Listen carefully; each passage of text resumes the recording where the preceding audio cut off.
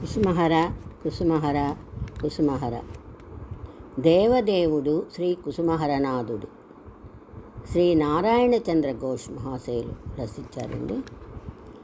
హాలాహలం రింగిన మహాదేవుడే శ్రీ హరనాథుడని, ఆయన మనలను పునీతులను చేయడానికి గాను తన జటాజూటము నుండి కుసుమహర నామ గంగను అందించి హాలాహలము కన్నా అతి ఘోరమైన జీవుల పాపాలను తాను గైకొని వాటి ద్వారా జనించే వ్యధలను కూడా తానే అనుభవించిన దేవదేవుడు మన దీనదయాళువైన శ్రీ కుసుమహరనాథుడు.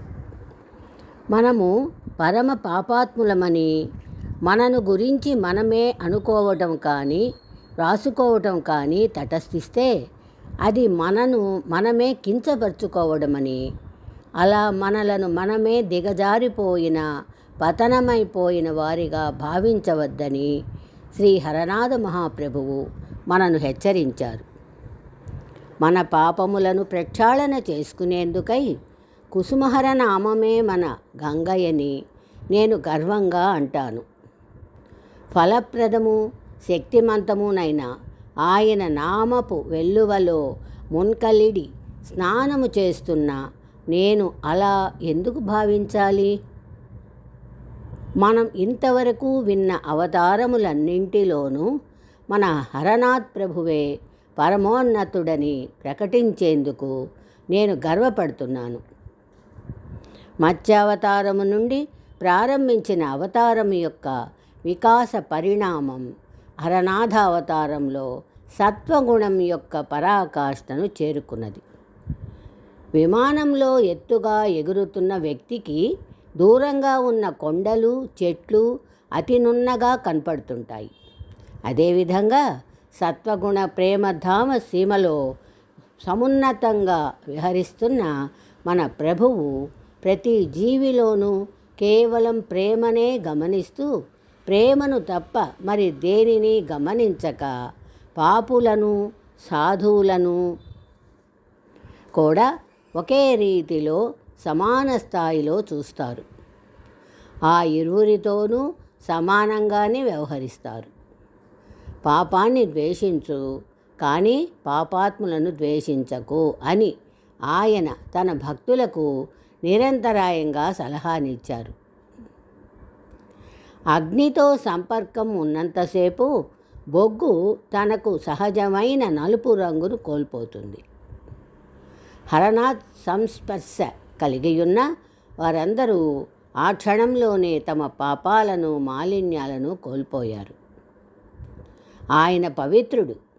ఆయన సంసర్గంలోనికి వచ్చిన వారందరూ అదే విధంగా పవిత్రులయ్యారు. శ్రీ హరనాథుని కంటే పూర్వం వచ్చిన ప్రతి అవతారి కూడా భక్తులను అంగీకరించే ముందు, అంటే తమ వద్దకు చేర్చుకునే ముందుగా ఆ భక్తులు తమ పాపములను ప్రక్షాళన చేసుకునేందుకై ఏదో ఎంతో కొంత శుద్ధీకరణ కార్యమును ఆ భక్తుడే స్వయంగా చేసుకునే బాధ్యతను పెట్టారు. కానీ శ్రీ హరనాథుడు కేవలం కృపానుగ్రహముల అవతారిగా వచ్చినందువలన ఆ పవిత్రీకరణ కార్య బాధ్యతను స్వయంగా తనపైననే వేసుకున్నారు. ప్రేమపూరితములైన తల్లిదండ్రుల వలె శ్రీ కుసుమదేవి శ్రీ హరనాథులు మనను అలుముకున్న పాపాలను మాలిన్యాలను వారి స్వహస్తములతోనే ప్రక్షాళనం చేసి మనను తమ హృదయాలకు హత్తుకొని ఆలింగనం చేసుకున్నారు. బహుశా అలా వారు మన పాపభారాలను తీసుకొని మన హృదయ ప్రేమను పొందాలని తపిస్తూ పిచ్చివాని వలె మన హృదయాలను తట్టుతున్నందుకే ఆయన తనను గురించి చెప్పుకుంటూ నేను పాపిని, పిచ్చివానిని, బిచ్చగాడిని వంటి మాటలను తనకు తాను సంబోధించుకున్నాడని నా విశ్వాసము.